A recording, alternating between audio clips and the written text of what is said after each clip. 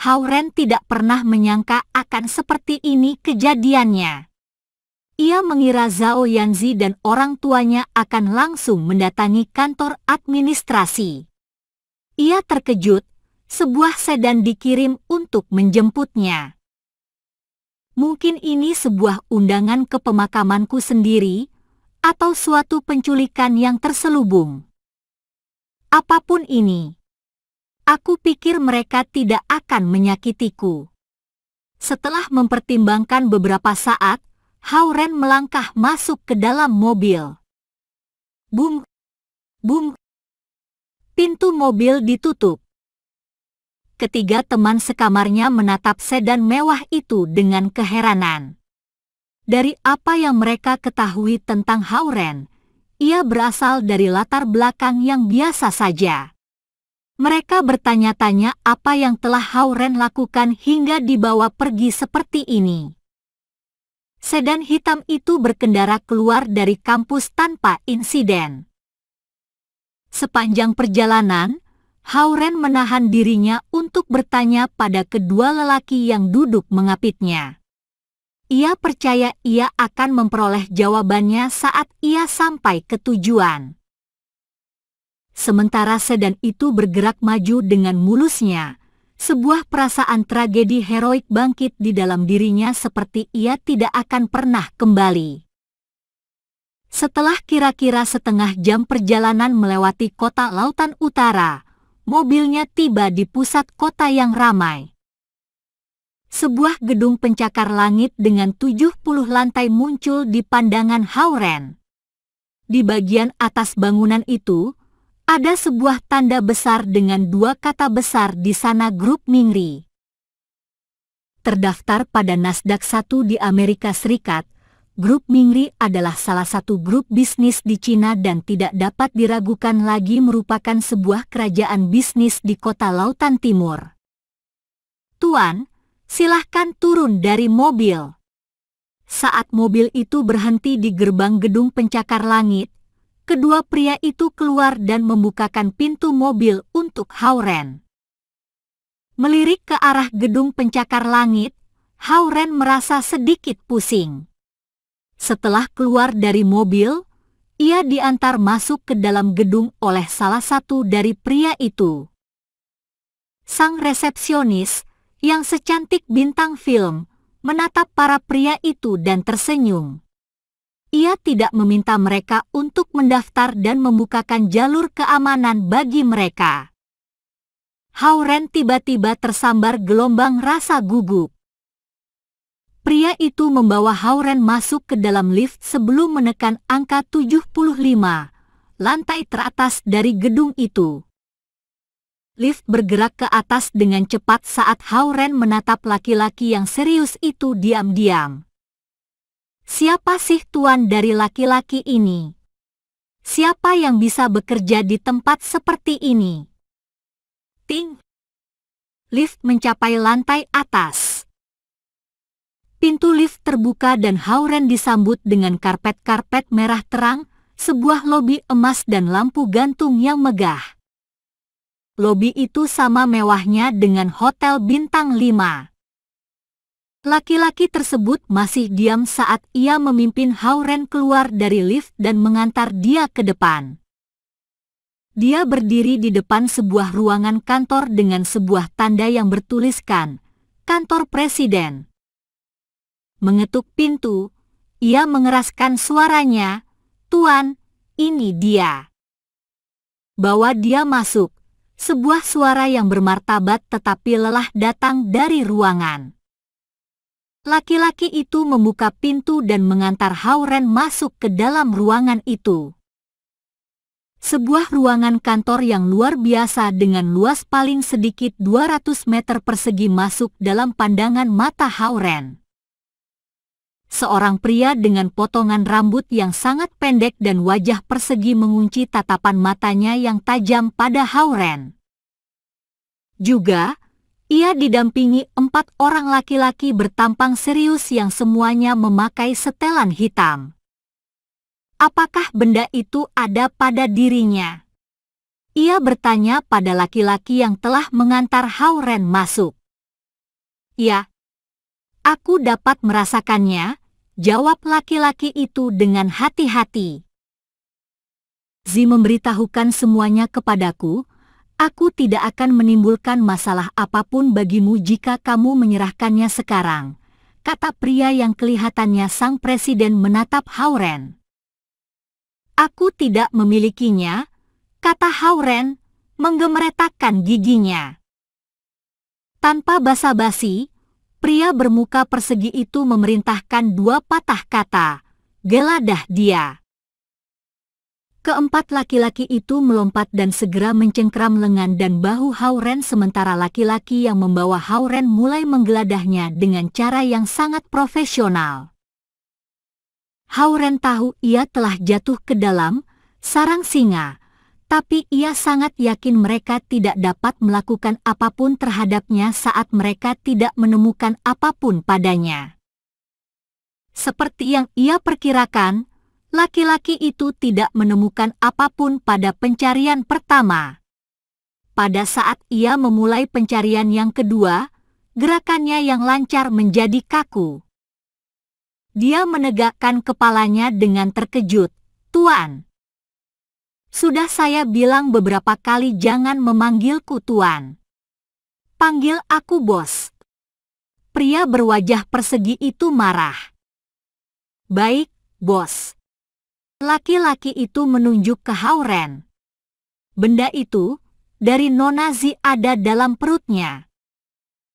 Pria berwajah persegi itu membeku sementara raut-raut wajah yang lainnya juga berubah.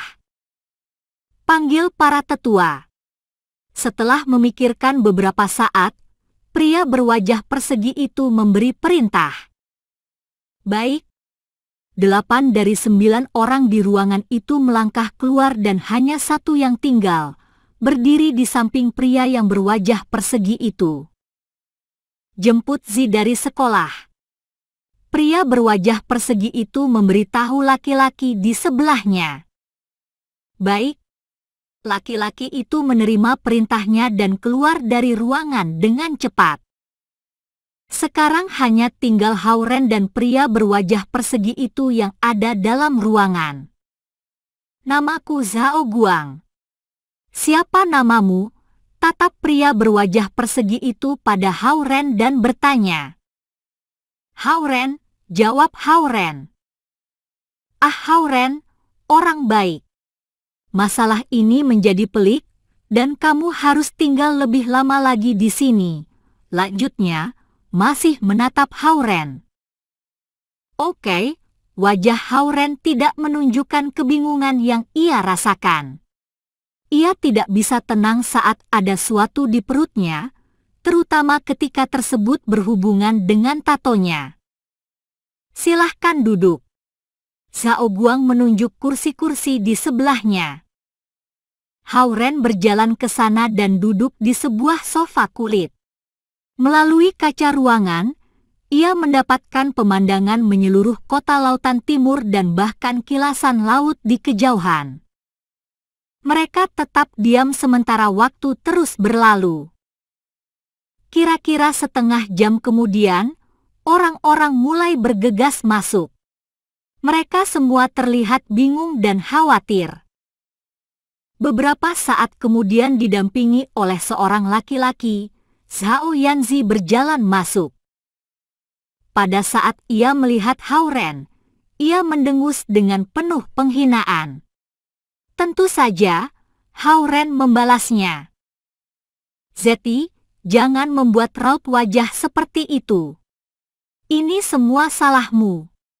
Zhao Guang menegur Zhao Yanzi. Zhao Yanzi memajukan bibirnya, terlihat menantang. Tidak lama, lebih dari 12 orang masuk ke dalam ruang kantor yang besar itu. Karena semua ada di sini, mari kita mulai pertemuan ini.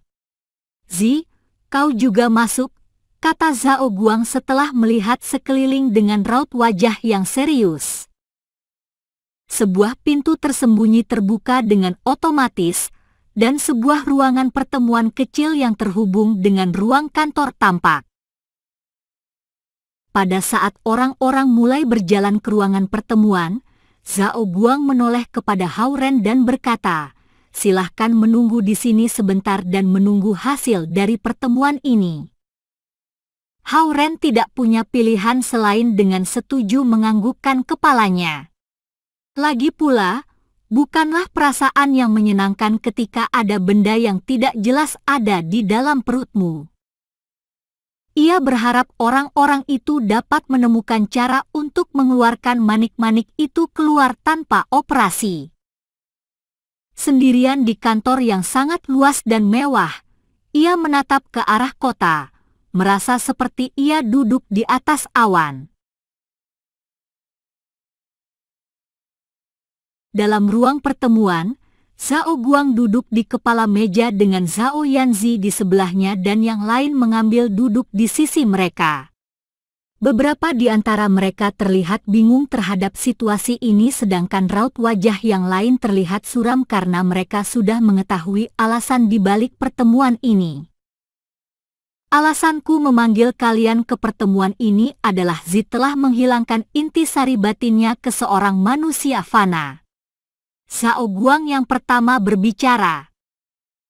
Saat mendengar informasi ini, banyak dari mereka yang saling berpandangan dengan terkejut.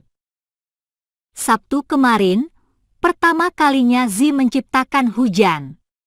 Tetua Lu seharusnya mendampinginya, tapi Zi, yang tidak menyukai pengawasan itu, meninggalkan Tetua Lu untuk berlatih sendiri. Itulah bagaimana kemalangan ini terjadi. Aku tidak mengerjakan tugasku, naga. Bos, hukumlah saya. Dengan panik, seorang tua dengan alis mata putih dan rambut putih hendak meninggalkan kursinya dan berlutut. Itu bukan salahmu. Zi terlalu keras kepala, akibat aku memanjakannya. Lirik Zhao Guang pada Zhao Yanzi sebelum menatap sekelilingnya. Masalahnya adalah intisari batin milik Zi ada di tangan seseorang. Jika seorang manusia fana mengambilnya, kita bisa mengambilnya kembali. Saran seorang laki-laki dengan alis mata yang tebal dan mata yang besar. Jika semudah itu, aku tidak akan memanggil kalian ke sini. Sesuatu yang tidak disangka-sangka terjadi. Manusia fana itu menelan intisari batin milik Zi, lanjut Zhao Guang setelah berhenti beberapa saat. Potongan informasi ini mengejutkan semua orang di pertemuan itu, termasuk Zhao Yanzi. Bagaimana bisa? Intisari batin dari suku kita. Seseorang segera mempertanyakan kemungkinan tersebut. Intisari batin milik Zi belum matang dan sangat kecil. Pada saat jatuh dari angkasa, intisari batin ini tidak sengaja jatuh ke dalam mulut manusia fana itu, jelas Zhao Guang dengan suara yang mantap.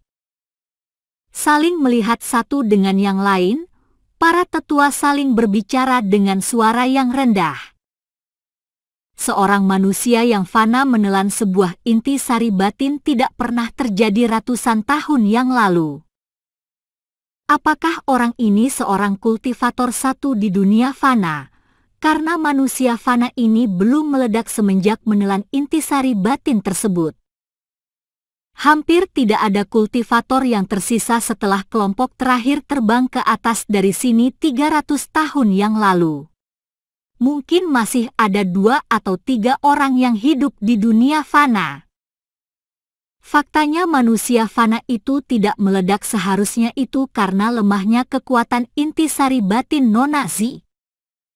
Mereka berbicara dengan berbisik-bisik paling sedikit 2 menit sebelum akhirnya terdiam. Tetua, bagaimana menurut kalian kita menyelesaikan masalah ini? Tanya Zhao Guang saat mereka berhenti berbicara. Masalah ini cukup serius. Meskipun Nona Zi tidak dalam bahaya dalam waktu dekat ini, tanpa intisari batinnya, ia tidak akan bisa berkultivasi dan tidak dapat berubah menjadi seekor naga. Selain itu, menurut catatan kuno, Anggota suku kita tidak dapat hidup lebih dari 5 tahun setelah kehilangan intisari batin mereka sebelum dewasa meskipun ia sehat, kata tetua Lu dengan alis putih dan rambut putih setelah memikirkan beberapa saat. Apa ini artinya Zi tidak akan hidup lebih dari 20 tahun jika ia tidak dapat mengambil kembali intisari batinnya? Tanya Zhao Guang. Dia mungkin bisa memperpanjang hidupnya atau bahkan menumbuhkan intisari batin yang lain dengan bantuan ramuan alam ajaib. Tetapi Nona Zi terlalu berharga untuk mengambil resiko ini, tetua Lu memperingatkan. Apakah benda itu ada di dalam perut manusia fana yang duduk di luar? Laki-laki beralis tebal dan bermata besar segera berdiri. Mudah saja. Bawa ia masuk dan buka perutnya. Kita akan mendapatkan intisari batin tersebut kembali. Zhao Guang tetap diam, ia terlihat marah.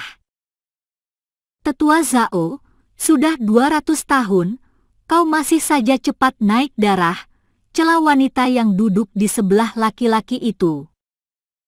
Hidup Zi dalam bahaya dan manusia fana itu hanyalah seekor semut, teriak tetua Zhao. Beberapa tetua terlihat setuju akan ledakan Elder Zhao. Bunuh dia dan buang tubuhnya ke laut. Tidak ada seorang pun yang tahu, lanjut tetua Zhao. Mendengar rencana ini, para tetua yang tadinya hendak menganggukkan kepala mulai mengerutkan kening. Mengabaikan tetua Zhao, Zhao Guang menoleh ke tetua yang lain. Bagaimana dengan tetua lain? Ada saran yang lain? Bersungut-sungut, tetua Zhao duduk dan berbalik untuk bertanya pada wanita di sebelahnya. Apa aku salah? Bos telah memberitahu kita untuk belajar menjadi orang modern. Sekarang sudah 100 tahun, kamu masih bertindak dan berbicara seperti seorang gangster. Aku bertanya-tanya bagaimana kau dapat bertahan dari penderitaan surgawi tahun ini. Perempuan itu melirik tetua Zhao.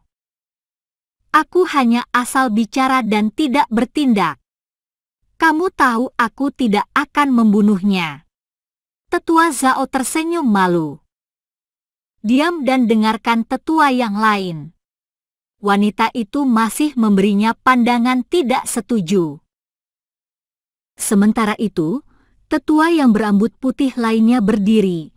Hanya ada satu penyelesaian yang bisa membuat manusia fana itu hidup dan menolong Nona Zi bertahan dari krisis ini. Dengan lambaian tangannya yang besar, Zhao Guang berkata, "Beritahu kami." Meski demikian tetua itu bimbang untuk beberapa saat sebelum mengatakan, "Tapi, aku tidak tahu apa aku sebaiknya mengatakannya." Tidak ada yang tidak dapat kau katakan. Katakan apa yang kau mau, dan aku tidak akan menghukummu, Zhao Guang menyemangati. Baiklah. Tetua itu mengangguk. Sebenarnya, jika manusia fana itu mampu menyerap intisari naga tersebut dan mencapai beberapa tingkat kultivasi satu, dia dapat memindahkan beberapa inti naga ke Nona Zi untuk mempertahankan inti utamanya. Sekarang mari singkirkan masalah manusia fana itu mungkin tidak bisa mengkultivasi menggunakan teknik kita. Meski rencanamu berjalan, apa yang sebaiknya kita lakukan saat Zi berusia 20 tahun, 5 tahun kemudian? Kemudian, intisari naga telah kuat dan cukup besar, dan ia dapat membagi setengahnya dengan Nona Zi. Bagaimanapun juga, inti naga itu berasal dari Nona Zi dan tidak akan beresiko baginya. Mereka dapat mencapai hasil ini dengan apa? Tanya Zhao Guang segera. Tetua tersebut merapatkan kedua jempol tangannya dan dengan sulit menyemburkan kalimat itu, berhubungan badan. Apa? Zhao Yanzi membeku selama setengah detik sebelum melompat dan menjerit, "Santua!" Di umurmu yang setua ini, kamu seorang keparat yang memalukan. Jaga tingkahmu. Zhao Guang membelalakan matanya pada anak perempuannya dan mengeluarkan sebuah keberadaan yang kuat yang mendorong Zhao Yanzi kembali ke tempat duduknya.